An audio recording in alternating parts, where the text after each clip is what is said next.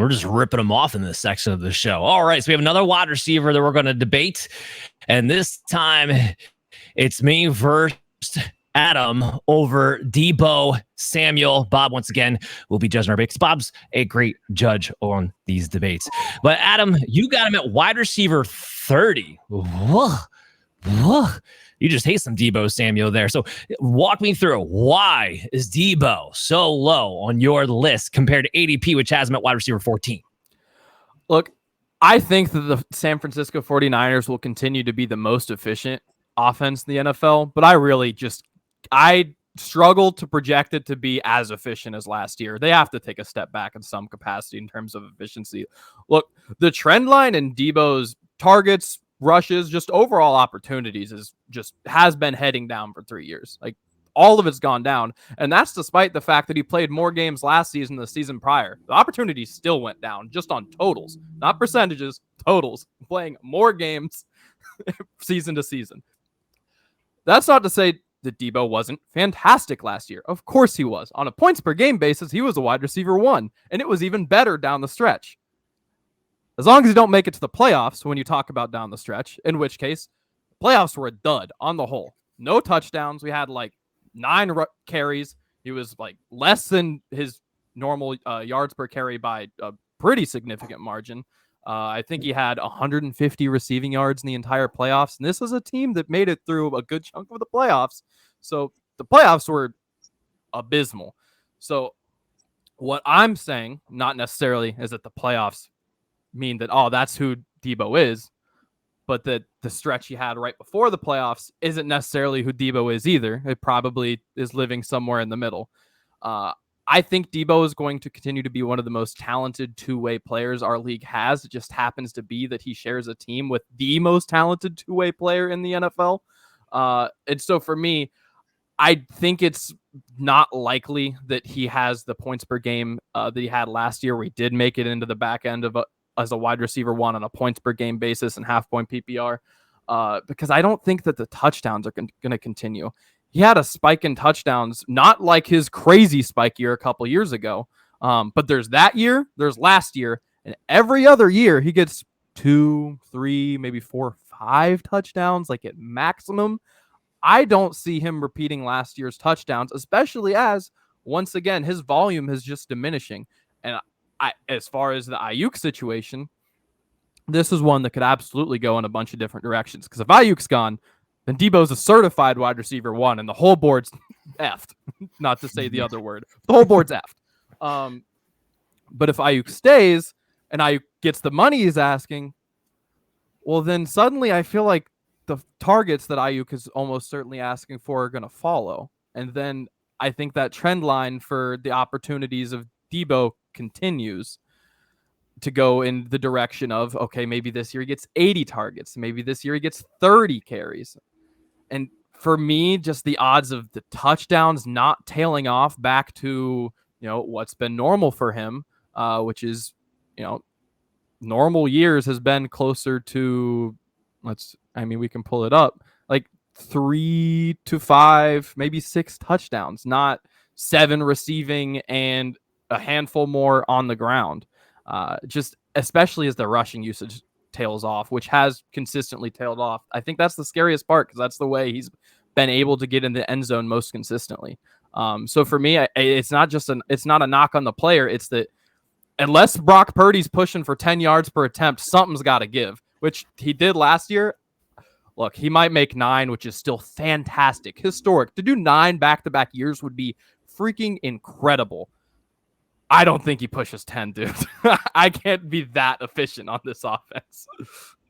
Well, the beauty part with Deebo Samuel is that he doesn't have to push 10, because Deebo's not dependent on the ADOT. He's dependent on what he does after the catch. That's always been the big key. And you talk about the touchdowns. Yes, receiving touchdowns never been particularly high, but this is a guy you have to remember, he's going to get a handful of rushing touchdowns. He had 12 total touchdowns last year with 5 rushing. He had 3 rushing the year before, and that was his low year when he played his least amount of games.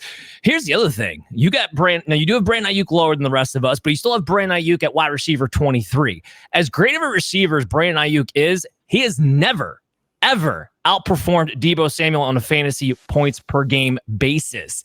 Because couple things. One, Deebo, because he is a two-way player, out-touches Brandon Aiyuk more consistently. In fact, even last season, as great as Aiyuk was, he was only averaging about 6.5 targets or even opportunities, you could frame it for Aiyuk, while Deebo's getting 8.4 opportunities per week. He gets 126 opportunities for the entire season, even with 3 games missed. That makes him the second most utilized player on the great San Francisco 49ers offense.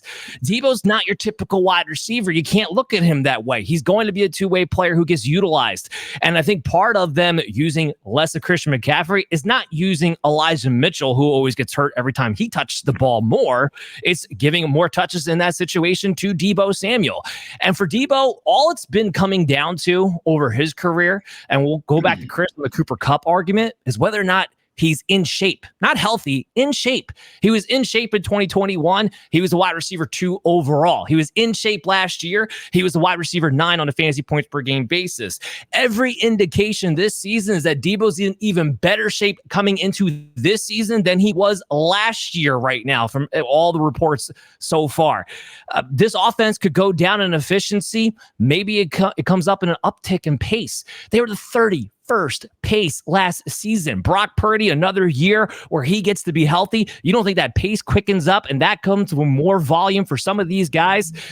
Look, Brandon Aiyuk, maybe he gets the contract done. Kyle Shanahan's never been a guy who divvies out his opportunities to players who are making the most. It's all about his offense and the way it functions. As long as Deebo Samuel's there, he's the more consistent player of the two when it comes to utilization. So for Deebo Samuel, as long as he's in shape, I'm going with him as a top 12 wide receiver. Bob, go ahead. I'm getting a call here from Marcus Grant, who would like to know best shape of his career season is a fallacy. We're not part of that's an axe Marcus likes to grind. I don't want to like Deebo Samuel. Like, I honestly don't. I want to be on Adam's side of this one, but I think more realistically, Dan has won this one. No, this is not a reprisal for your harsh attack at DeMarcus Robinson earlier, Adam, although that did shade my opinion a little bit, not going to lie. But because I'm not in, you're not going to find me drafting Deebo where he goes. I'm interested in other pieces. But I think the argument that Dan made is pretty fair. So we'll give it to Dan and say that, Adam, you were not wrong, sir. You just went a little low. All right. With that, let's talk quickly a little bit about the Brandon Aiyuk situation. Bob, I'd love to get your opinion on this. I think I share the opinion that you have. Yes, he requested a trade, and this is we're just going to talk about from an NFL standpoint because, again, we all have Brandon Aiyuk ranked as a wide receiver 2, essentially, so we're not really dissimilar as far as where his value is concerned. But, yeah, so he requested a trade. What do you make of that situation?